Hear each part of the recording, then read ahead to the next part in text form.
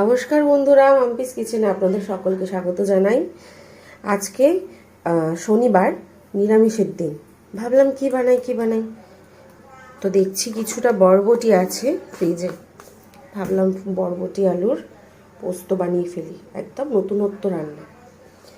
তো পোস্ত মিক্সি বাটিতে খুব একটা ভালো পেস্ট হয় না। নিয়ে নিলাম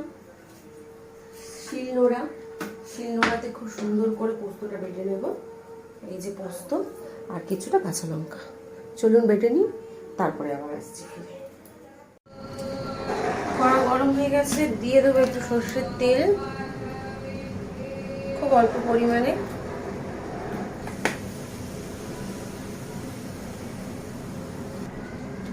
দিয়ে দেবো একটু কালো জিরে,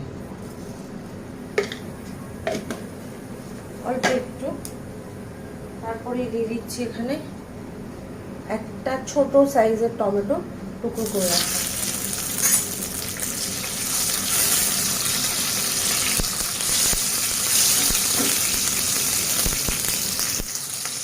এবার দিয়ে দেবো কেটে রাখা বরবটি আর আলু।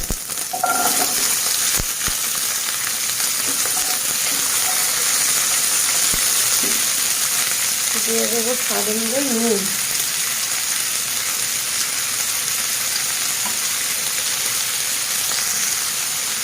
আর দিয়ে দেবো হলুদ গুঁড়ো, দিয়ে ভালো করে ভেজে নেব। আলুটা সুন্দর করে ভেজে নিলাম নুন হলুদ দিয়ে। এবার দিয়ে দেবো বেটে রাখা পোস্তটা, কাঁচা লঙ্কা আর পোস্ত।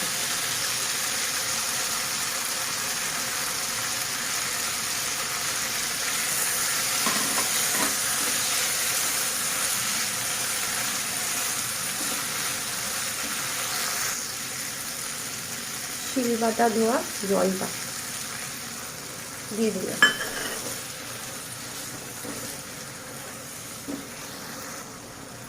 স্বাদটা ব্যালেন্স করার জন্য দিয়ে দেবো অল্প একটু চিনি।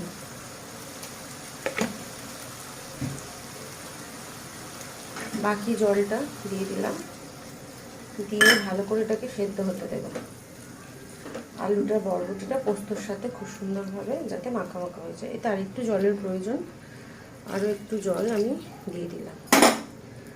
ব্যাস, এবার এটাকে ঢেকে দেব।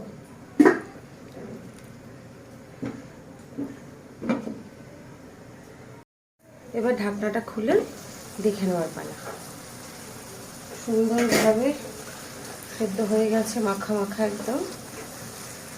বন্ধুরা, অনেক রকমের পোস্ত আমরা খেয়ে থাকি, তো এইভাবে বরবটি আলু দিয়ে পোস্ত খেয়ে দেখবেন। দেখলেন আমি কিচ্ছু মশলা দিইনি, শুধু নুন হলুদ আর কাঁচা লঙ্কা পোস্ত বাটা, আর সামান্য স্বাদের জন্য মিষ্টি মানে চিনি।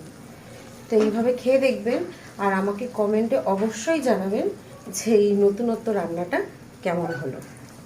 আজকের মতো এইটুকু, ধন্যবাদ সকল।